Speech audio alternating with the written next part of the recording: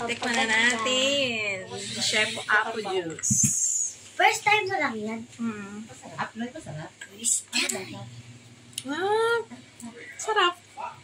Masim-masim. Ang dami na inom yan. Bigyan mo si mother, mag-tim to Hindi siya. mo lang nagdadayo.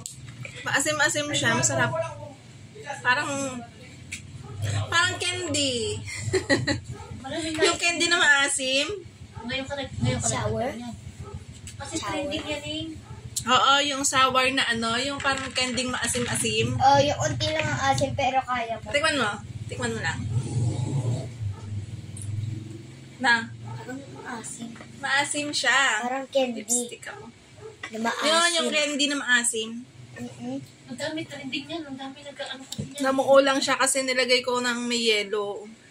Pero matigas siya. Pag kinagat mo yung powder, maasim-asim. Dito lang dapat ang una ay tubig. Lagay mo yung powder, haluin mo, tapos tsaka yelo. Nakakaputi rin yan. Mali ka. Oo, dapat pala tubig muna na walang yelo, tapos isasalin dito. Para hindi maasin.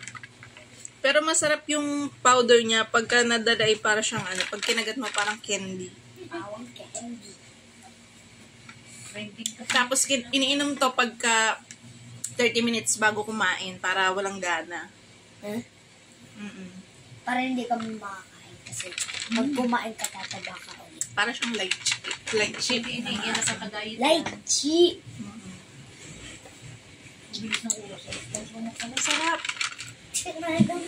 Ano siya? Alternative sa mga juice. Pag gusto mo ng juice, ito na nang timplahin mo. Ang dami na trending yan. Kaya sabi ko, nakita ko sa iyo.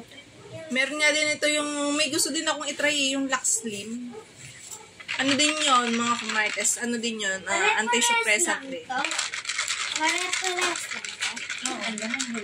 10. Nakaka-glow din to kasi may glutathione. Ang dami, oh. Ang dami. Magkano? 4. 300 plus? Si mother. Isang gano'n. 300 plus. Mas mahal. 4 yung in-order ko, yung spay later ko lang. Yung natin araw-araw. Oo, araw-araw. Pero pagka ka na, yung parang hindi ka na nakakaramdam ng gutom, pagka na lang, bago kumain, ganyan. Pero kakain ka dapat ng kanin. Hindi ako. Masarap siya, mga kumartes, try nyo. Marami kasi bukas, sabi mo. Tayo ng Bakit saging. parang ang daming laman? 10 ang laman. Kanina nag-McDo kami, ang kinain ko lang ay yung Kami nag-judge. chicken fillet. 300 calories yun. May 900 pa ako. May seaweed. Pinapapak Pagka ko yung mga yun ay yun. ginabi, baka kay doktora nag-diretso yung mga yun. Sarap.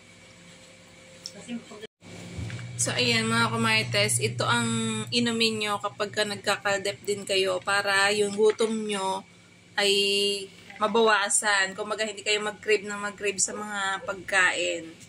Kasi ako minsan, ubos na yung calorie intake ko na 1.8. Aba, minsan sa gabi nagugutom pa ako, kaya kailangan ko talaga nito. Ito ay nakakatulong sa pagpapapayat natin. Hindi talaga ito yung nakakapayat, nakakatulong lang. So, ayun na. Bye-bye.